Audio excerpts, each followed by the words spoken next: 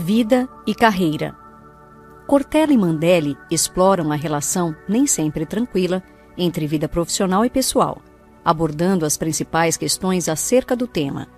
Nesta excelente obra, os autores nos ajudam a entender como é possível obter sucesso na carreira, sem, para isso, deixar de atender às demandas familiares. Esperamos que você aproveite ao máximo as reflexões contidas neste microbook e também não deixe de comentar, dividindo conosco a sua opinião. Vida pessoal e vida profissional. Há um elevado nível de angústia nas pessoas por causa do desequilíbrio que costuma se estabelecer na vida e, dentro dela, na carreira. Aliás, não existe a rigor uma separação verdadeira entre vida pessoal e vida profissional, uma vez que o trabalho faz parte da vida pessoal. Você é uma pessoa e, portanto, tem também uma vida profissional. Você é uma pessoa cuja vida tem várias dimensões. Uma delas é a profissional, a sua carreira, que é uma dimensão muito importante do seu cotidiano, entre outras razões, porque dedica muito tempo a ela.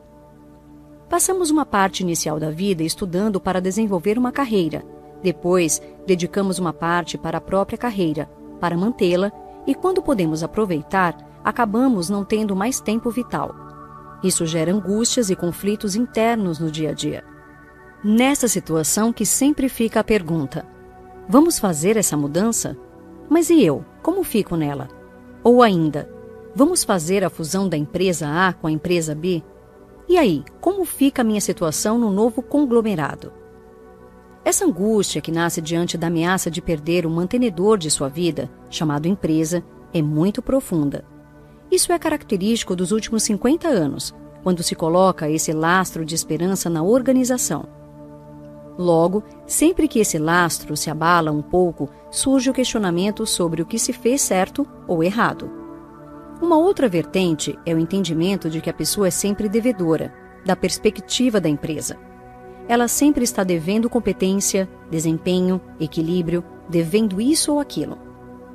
Mas o fato é que estamos trabalhando um percentual adicional com o aumento da competitividade da década de 1990 para cá, o que levou todo mundo a se esforçar muito mais, a estar mais plugado, mais interligado e a estudar muito mais para estar apto a enfrentar o mercado. E aí ficamos devedores em casa. Estamos devendo tempo, presença, companhia, dedicação, alegria, participação. É angustiante só ter credores. Deve-se para os filhos, para os pais, para a religião, para o esporte, para os amigos, para a própria saúde.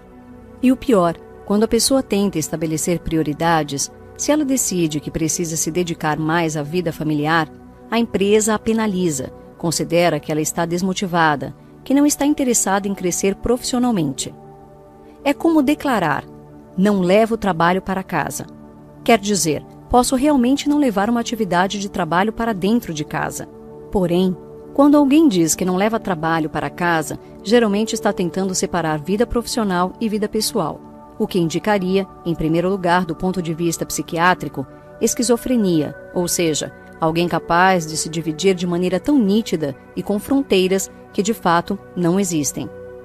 Em segundo lugar, quando vamos ao trabalho, levamos conosco a nossa vida fora do trabalho, e quando vamos para a vida fora do trabalho, o trabalho vai junto. A circunstância, a animação, o desespero, o reconhecimento, a chateação, o estresse e etc. Há, portanto, um entendimento do conjunto das organizações, escola, grupos de trabalho e etc. Atualmente, em função dessa competitividade, qualquer organização produz nas pessoas, de maneira geral, essa sensação de que elas têm uma dívida a ser paga. Há sempre um déficit. A construção da carreira. Estabilidade versus segurança. Quando o indivíduo é responsável por alguma coisa, é ele que responde por aquilo, seja um departamento, setor, produto, serviço, etc. Há uma pergunta séria que deve ser respondida por uma empresa. Esta é uma empresa que obtém sua lucratividade, sua rentabilidade, sua competitividade e sua produtividade a qualquer custo? Ou há um custo que seus dirigentes não aceitam pagar, como, por exemplo, vitimar pessoas, comunidades e o meio ambiente? Toda vez que uma empresa vitima pessoas, comunidades e o meio ambiente em nome de seu negócio, trata-se de uma empresa indecente. Desse ponto de vista, ela não será perene. No mundo atual, ela terá alguma lucratividade no curto ou médio prazo, mas não terá perenidade. Há um ditado que vem da África e que serve para a família, para a vida e para a empresa. Se você quiser ir rápido, vá sozinho. Se quiser ir longe, vá acompanhado. Empresas que querem ir rápido vão sozinhas, isto é, elas desconsideram ou relegam a segundo plano o conjunto de seus trabalhadores e, eventualmente, só se preocupam com os gestores. Outras empresas, mais inteligentes em termos de futuro, conseguem desenvolver mecanismos para ir junto com seus trabalhadores, com as pessoas, com a comunidade, sem atuar de maneira a vitimar o meio ambiente. Não podemos deixar essa questão de lado hoje, porque a empresa deve responder à pergunta: meu lucro é decente e meu sucesso é honesto? Porque há lucros que não são decentes, vitórias que são desonestas e sucessos que são indecorosos. Dessa perspectiva, poderíamos até indagar: mas essa não é uma questão de imagem? Não. É um problema de convicção interna, de caráter e, claro, daquilo que a empresa supõe que seja integridade.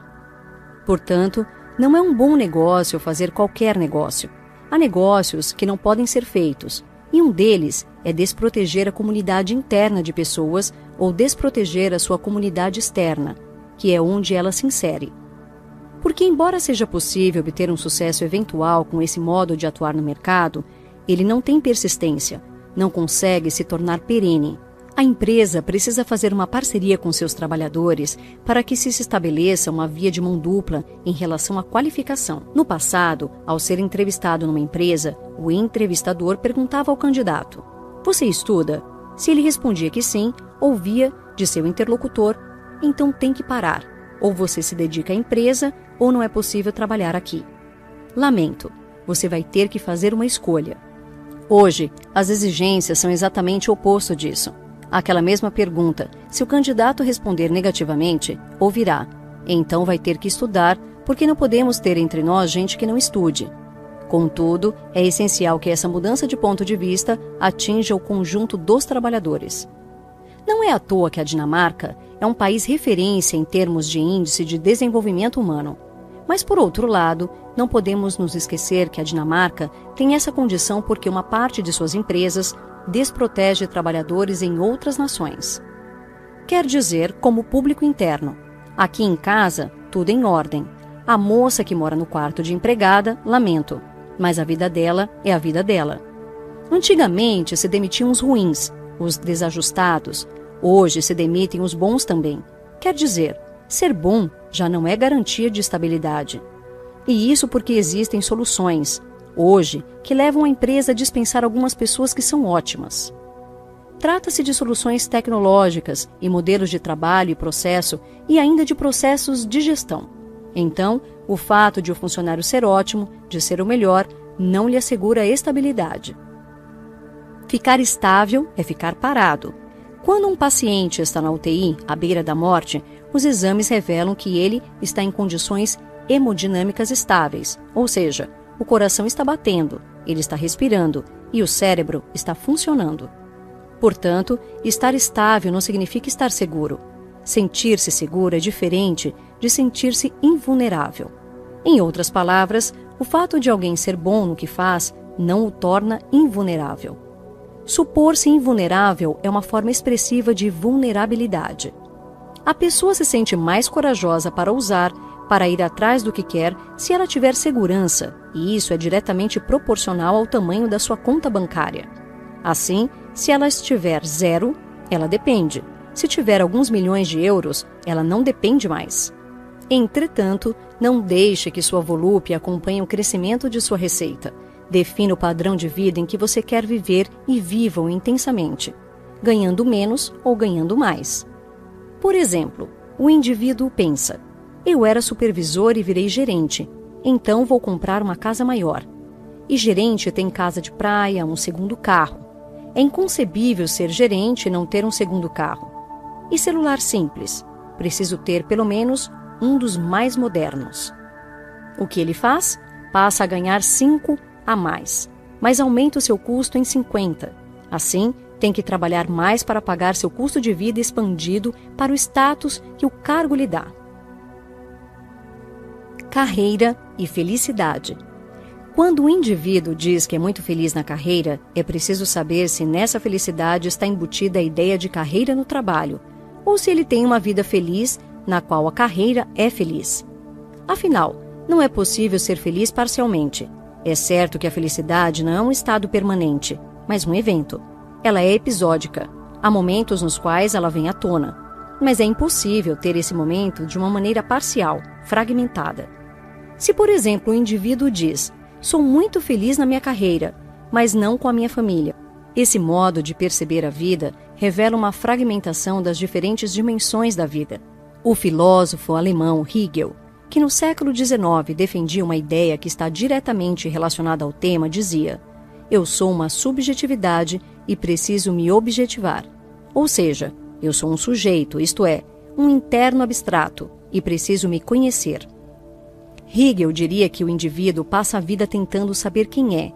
E como você é uma subjetividade, só saberá o que é de fato se conseguir se colocar para fora de si mesmo. Então, precisa se tornar objeto para se autoconhecer. Você só se conhece naquilo que faz, e não naquilo que pensa de si mesmo. O que exterioriza, o que produz, em síntese, a sua obra, vai fazer com que as pessoas avaliem e você também veja. Hegel chama isso de reconhecer.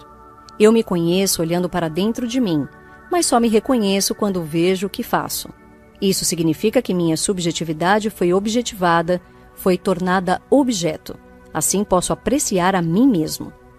Pois bem, só posso me reconhecer e, portanto, obter reconhecimento se faço com que minha carreira possa ser apreciada por mim e por outras pessoas.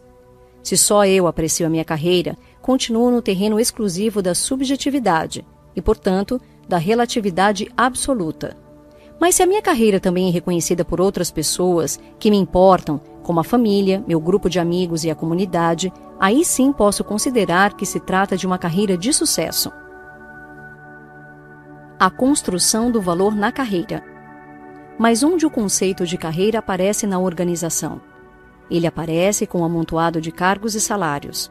Ele não aparece como mais-valia, ou seja, o indivíduo valendo mais. Ele aparece com o indivíduo ganhando mais. Então, ou ele subia na estrutura organizacional, ou ele não valia mais, o que foi se alternando nos últimos tempos, porque hoje é possível valer mais. Tanto é assim que muitas pessoas procuram a promoção lateral, porque quando elas sobem na estrutura, com frequência ficam estacionadas, ou seja, torna-se mais difícil alcançar nova promoção. Contextualizando melhor, o volume de cargos que antes era vertical foi sendo achatado. Numa pirâmide achatada, quando vou para uma posição acima, o grau de responsabilidade aumenta muito, ao passo que o ganho nem tanto. E dessa posição, para onde posso ascender? Em compensação, se estou como gerente da área A e passo para gerente da área B, e então para a mesma posição da área C, e em seguida da área D, aprendo muito mais sobre o ciclo completo de trabalho. Então, aumento meus conhecimentos e meu âmbito de ação se faço a carreira horizontal. Vou valer mais ao longo do tempo, muito embora, talvez, esteja ganhando a mesma coisa.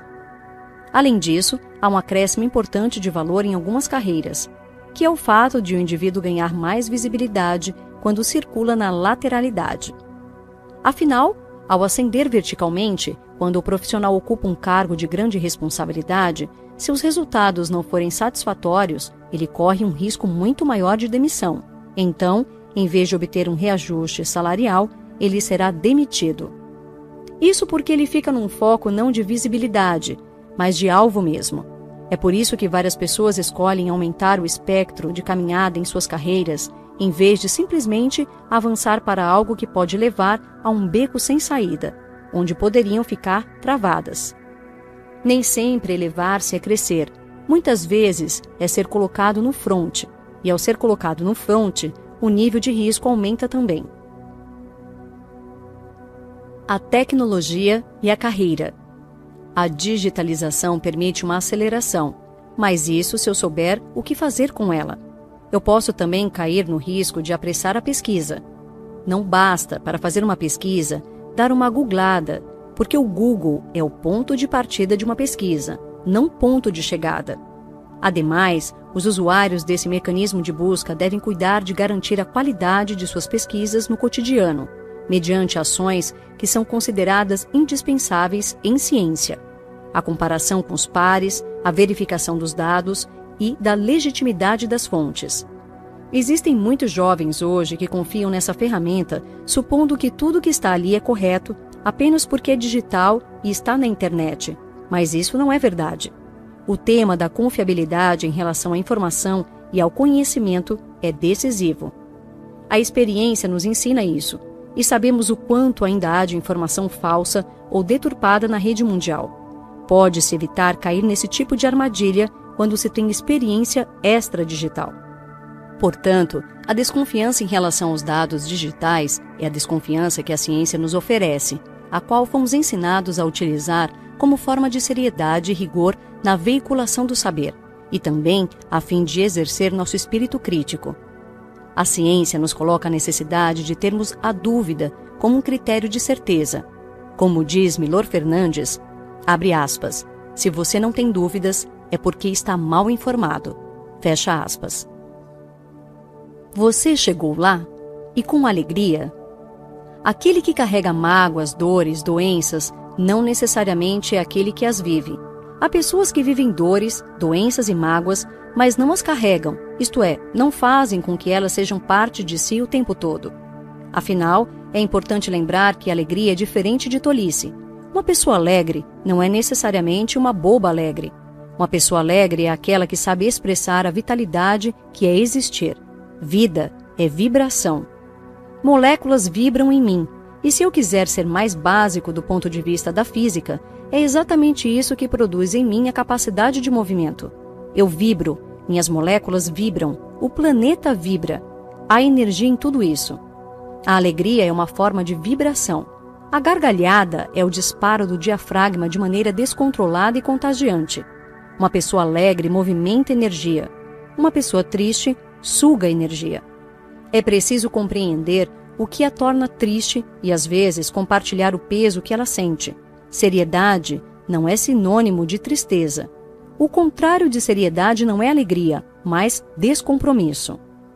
De maneira geral, as pessoas que não têm alegria naquilo que fazem se sentem deprimidas. O contrário da depressão não é alegria também. O contrário de depressão é vitalidade.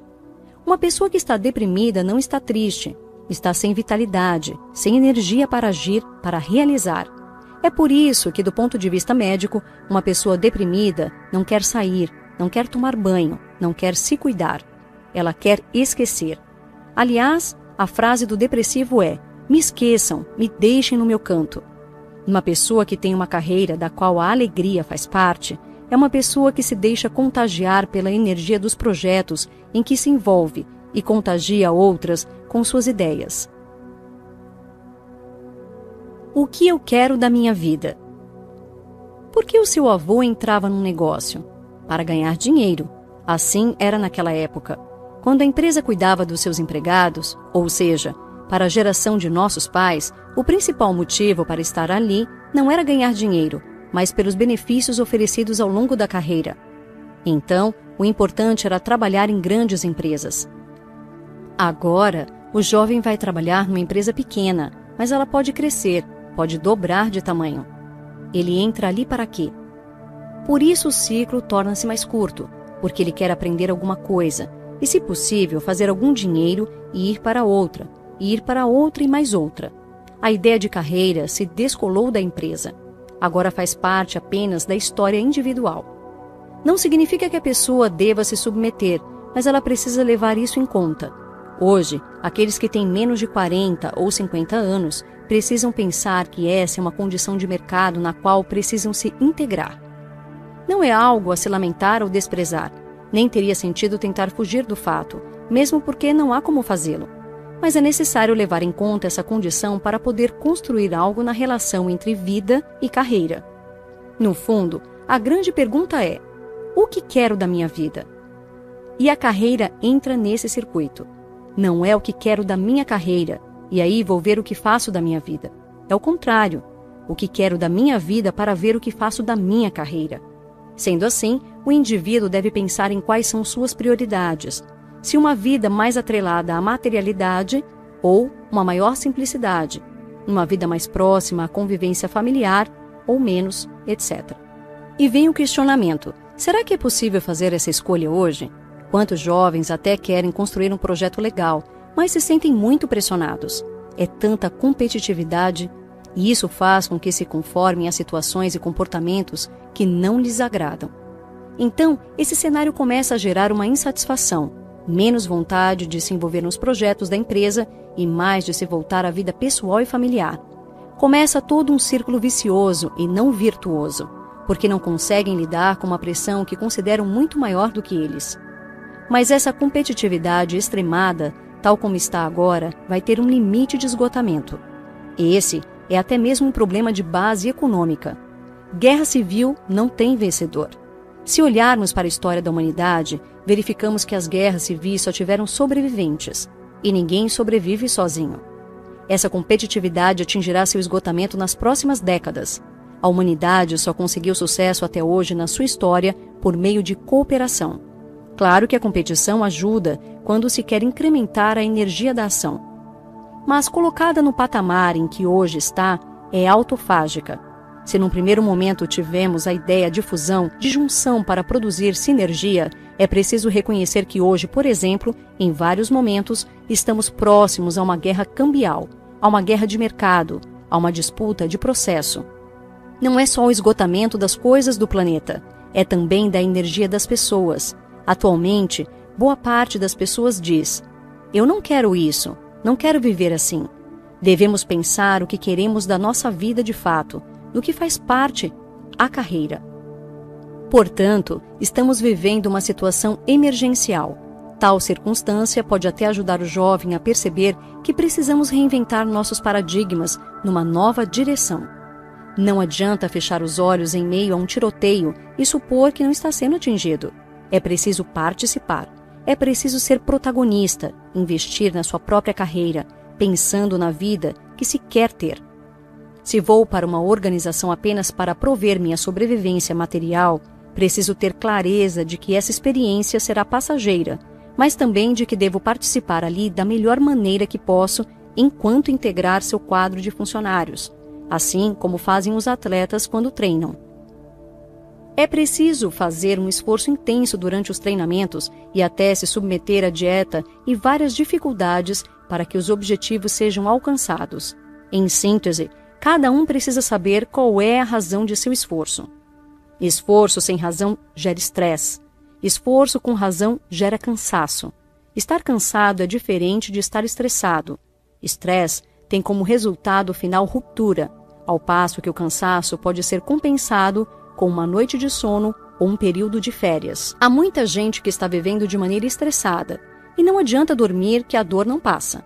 É preciso ser capaz de ter esforço com sentido, para evitar o estresse. Por isso, a grande pergunta não é qual será a minha carreira, mas sim qual é a vida que quero, e dentro dela, a carreira. Assim poderemos escapar de pensar como na música de Chico Buarque: vida, minha vida, olha o que é que eu fiz. Notas finais. Temos que aprender a administrar o ritmo. Quem caminha e sabe que a caminhada é longa, tem que administrar o ritmo. Se sair de forma desabalada, não consegue ter fôlego mais adiante.